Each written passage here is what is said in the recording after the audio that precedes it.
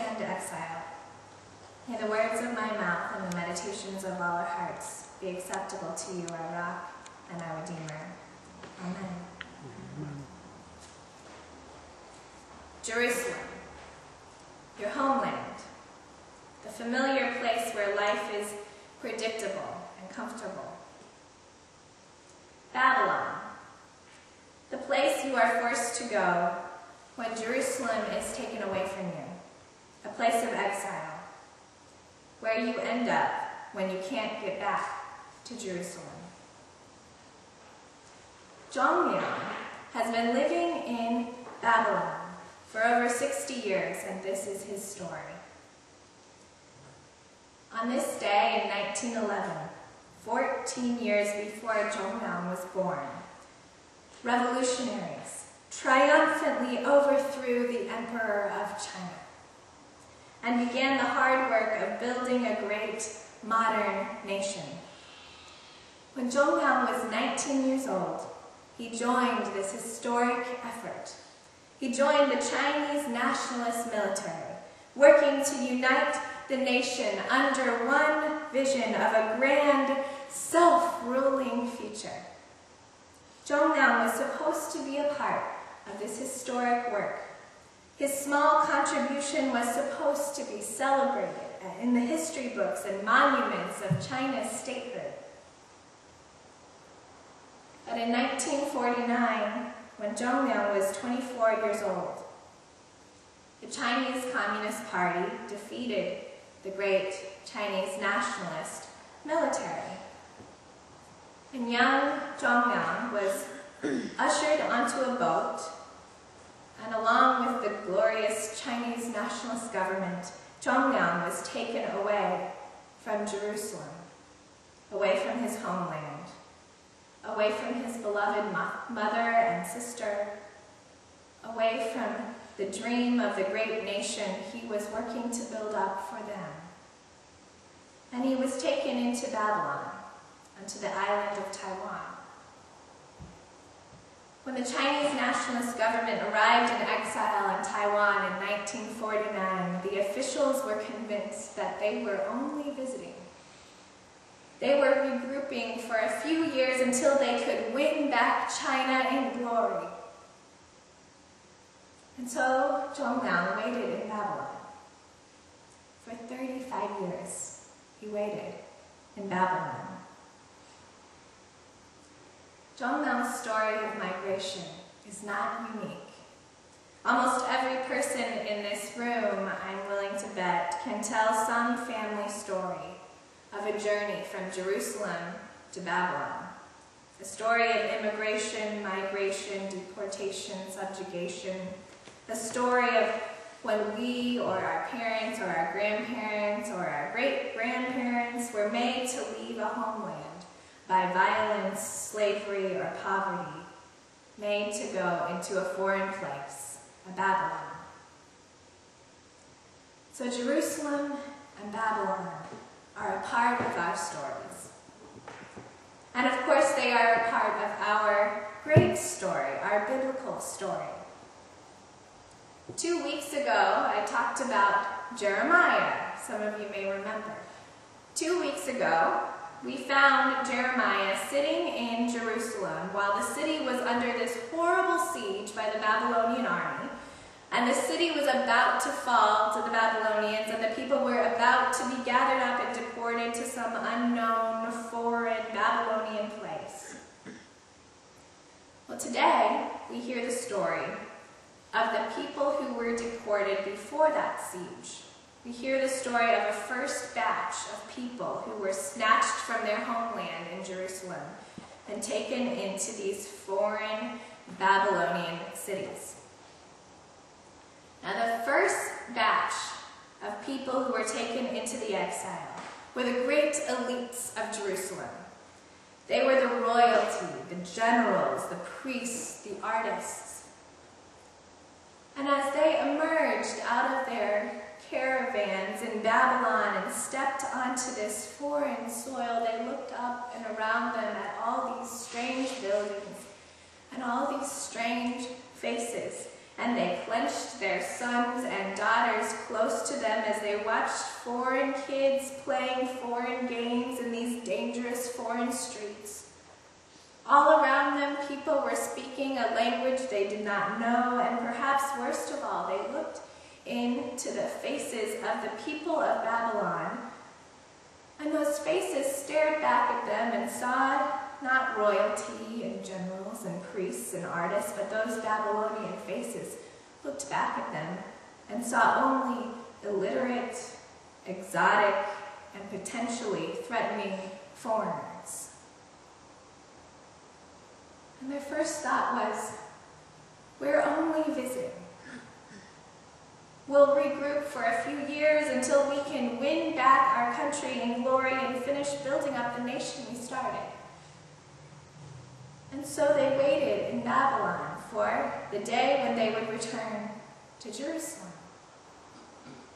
And there was a prophet back in Jerusalem who was named Hananiah. And he sent word around that in just 2 years, God was going to crush Babylon, and they would all be carried back to their beloved Jerusalem in glory in just 2 years. So hang tight. Don't unpack those suitcases. Don't sign a lease. Don't get too friendly with the natives because you're about to go back. And their hearts rose to the sky. Thank God, that is exactly what they wanted to hear. The only problem was that was totally untrue. And pretty soon they got a letter in the mail. It was from Jeremiah, who was another prophet in Jerusalem, and they opened up that letter, and it said, "This is God's message to the exiles in Babylon. Build houses and live in them. Plant gardens and eat what is produced in them. Take wives and have sons and daughters, and then take wives for your sons and marry off your daughters that they may bear sons and daughters. Multiply in Babylon and do not decrease, but seek the welfare of the city in which you are an exile, and pray to me on its behalf, for in the welfare of these strange and hostile people around you, you will find your welfare." And then the letter dropped the news.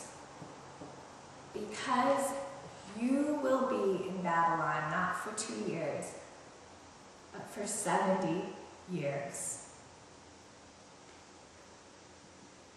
70 years. Several generations.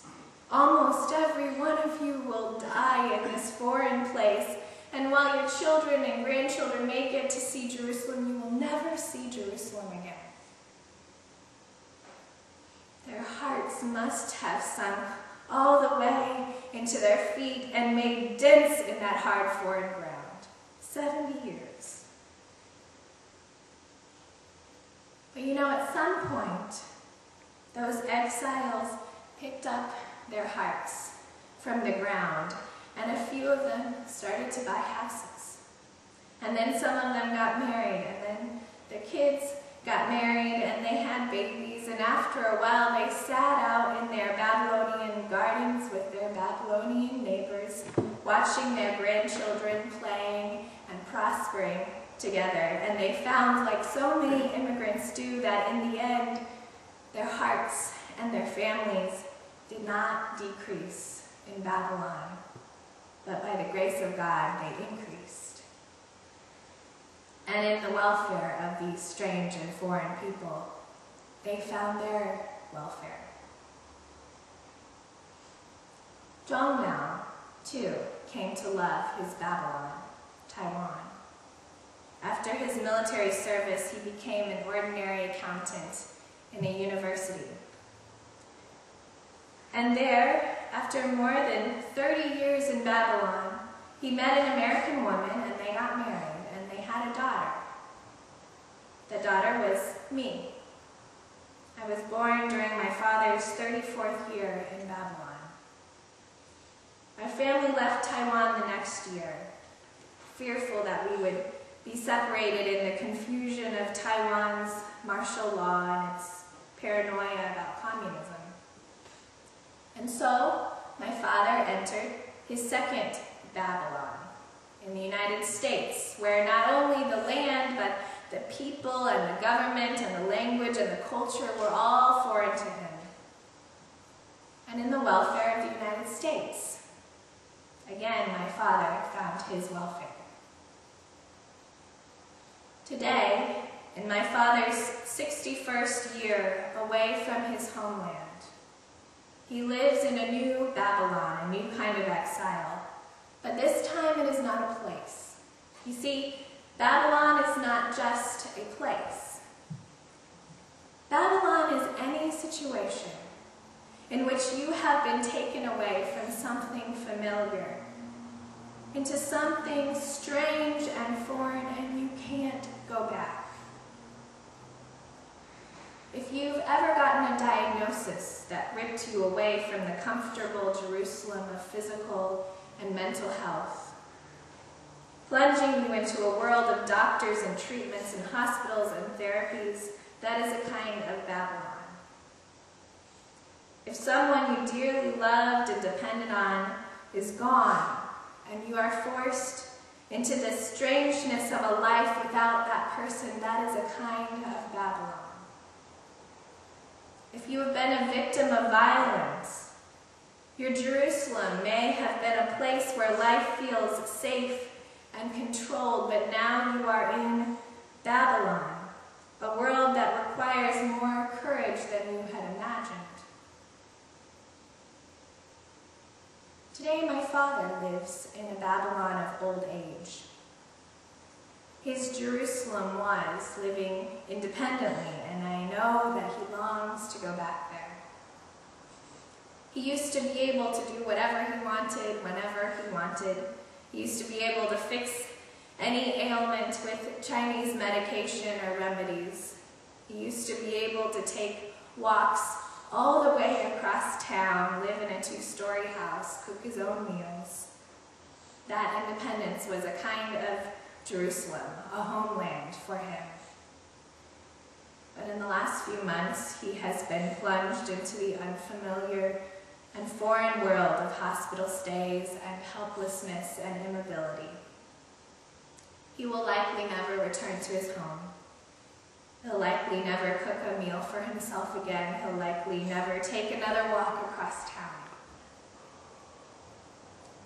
And my prayer for him, and my prayer for all of us living in Babylon, is that we will find some way of increasing instead of decreasing. My prayer is that we will find our own welfare in the welfare of those around us in this foreign land. And my prayer is that we will find some way of planting beautiful gardens and making safe and loving homes for ourselves in this strange place. Amen.